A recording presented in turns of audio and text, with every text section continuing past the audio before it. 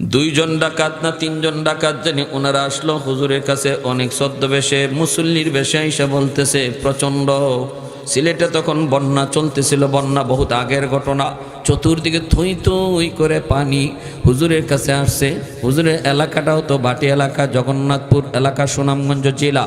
ওই জায়গায় আসলো ডাকাতের দল, একটা নৌকা নিয়ে আইসা বলতেছে হজরত আমাদের এলাকার মধ্যে অনেক বড় জটিল সমস্যা, আপনি দ্রুত আসেন, যদি না আসেন তাহলে মারামারি হলে হবে, খুনাখুনি হবে, কতজন মারা যায় ঠিক নাই, কিন্তু আপনি যদি যায় হাজির হন তাহলে আর মারামারি হয়তো হবে না। এই বইলা আল্লাহর ওলিকে তারা নৌকায় উঠায় নিল। ইনি তো আগেই বলছি ইনি কোনোদিন এই কথা বিশ্বাস করতেন না যে কোনো মুসলমান মিথ্যা বলতে পারে, এটা ভাবতেন না। নৌকায় উঠে গেলেন একা একা, সন্ধ্যার সময় চলতেছেন, কারণ ইনি যেখানেই যাইতেন ওখানে যাইয়েই বড় বড় বিবাদ, বড় বড় ঝগড়া বিবাদ। আল্লাহর ওলি হাজির হইলেই শেষ হয়ে যাইত, সবাই ওনাকে মানত, ফয়সালা যেটা দিতেন এটাই সবাই মেনে নিত।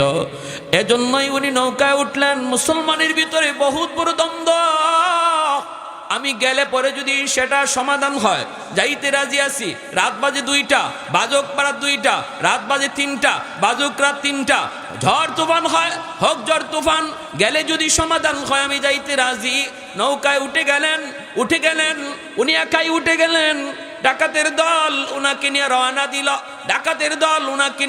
দিল, ডাকাতদের উদ্দেশ্য হলো উনাকে হাওরের মাঝখানে নিয়েই তারা মেরে ফেলবে, খুন করে ফেলবে, এই হলো ডাকাতদের টার্গেট।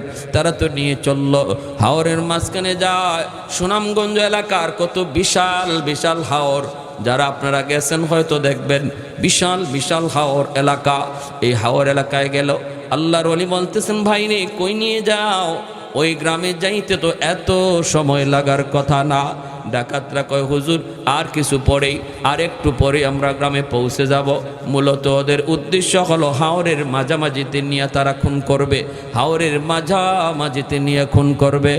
মাঝখানে যাইয়েই ডাকাতের দল তলোয়ার নিয়ে, ছুরি নিয়ে আইসা বলে মৌলভী আমরা তো তোমাকে এনেছি খুন করার জন্য, দীর্ঘদিনের প্ল্যান, আমাদের দীর্ঘদিনের প্ল্যান, তোমার কারণে আমরা গুনার কোনো আয়োজন করতে পারি না, আজ তোমার জীবনের শেষ দিন, প্রস্তুত হয়ে যাও, তোমাকে হত্যা করে ফেলব। আল্লাহর ওলি একা, তখন তিনি বলতেছেন ভাই রে দুনিয়ায় এসেছি একদিন, যাব তো একদিন, কেউ থাকতে আসি নাই, তবে আমার যাওয়ার আগ মুহূর্তে 2 রাকাত নামাজ আমারে পড়তে দাও।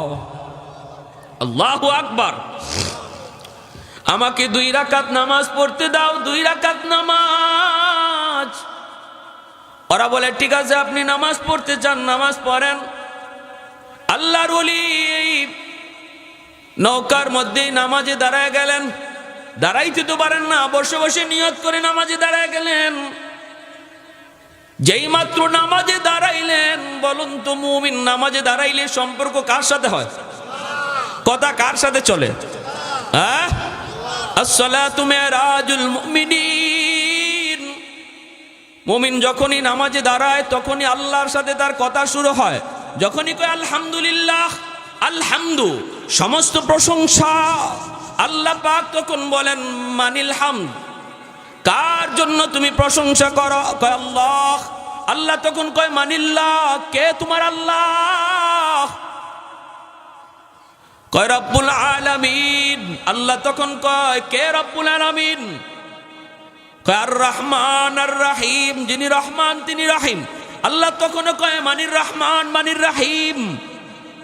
বান্দা নামাজের ভিতরে কয় মালিক ইয়াউমিদ্দিন, যিনি কিয়ামত দিবসের মালিক। এতক্ষণ পর্যন্ত আল্লাহ নিজের পরিচয় দেন না, মালিক ইয়াউমিদ্দিন পর্যন্ত আল্লাহ বা তার নামাজি বান্দারে নিজের পরিচয় দেয় না। আল্লাহ অদৃশ্য, থার্ড পারসন।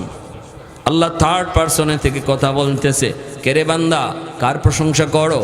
কে তোমার আল্লাহ, কে তোমার রব, কে রহমান, কে রহিম? কয় মালিক ইয়াউমিদ্দিন, তিনি কিয়ামত দিবসের মালিক। তখন আল্লাহ পাক রব্বুল আলামিন তার পরিচয় দিয়ে দেয়। আল্লাহ তখন কয় বান্দা এতক্ষণ পর্যন্ত তুমি যারে রব বলেছ, তুমি যার প্রশংসা করেছ, তুমি যারে রহমান রাহিম বলেছ, তুমি যারে মালিক ইয়াউমিদ্দিন বলেছ, আমি হলাম সেই রব, আমি হলাম সেই রহমান। তখনই বান্দায় কয় ইয়্যাকা না'বুদু ওয়া ইয়্যাকা নাস্তাঈন। এখন আল্লাহর পরিচয় পাওয়া গেছে। এতক্ষণ কথা কইতেছিল যার সাথে, ইনি আল্লাহ, ঠিক না?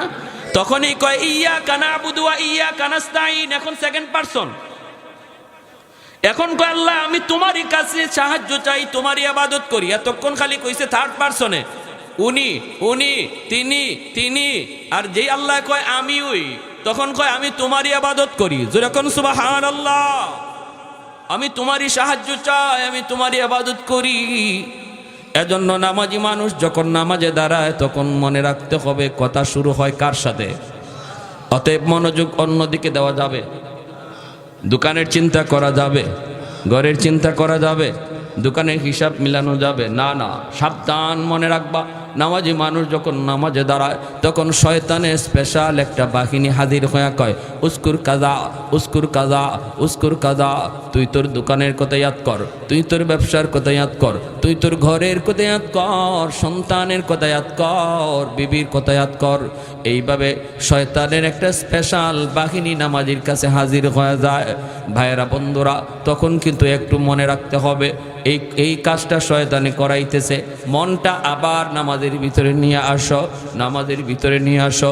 এই স্পেশাল বাহিনীটা শয়তানের আবার আপনার মনটাকে নামাজের বাহিরে নিয়ে যাবে, আপনি আবারও মনটারে নামাজের ভিতরে নিয়ে আসবেন। এইভাবে কেউ যদি নামাজের ভিতরে শয়তানের সাথে যুদ্ধ শুরু করে দেয়, শয়তান তার মন একবার নেয়, সে আবার আনে। মায়ার নবী বলেন এই মানুষটাকে আল্লাহ পাক পুরা নামাজের সওয়াব আল্লাহ দান করবে। ইখলাসের সাথে ফার্স্ট টু লাস্ট শুধু আল্লাহর ধ্যানে নামাজ পড়লে যে সওয়াব, ওই পরিমাণ সওয়াব আল্লাহ এই লোকটারও দান করবে, কারণ সে ইবলিসের সাথে যুদ্ধ করছে, ঠিক না? ইবলিসের সাথে যুদ্ধ করছে। আর যে মানুষটার মন একবার যদি দোকানে যায়, সালাম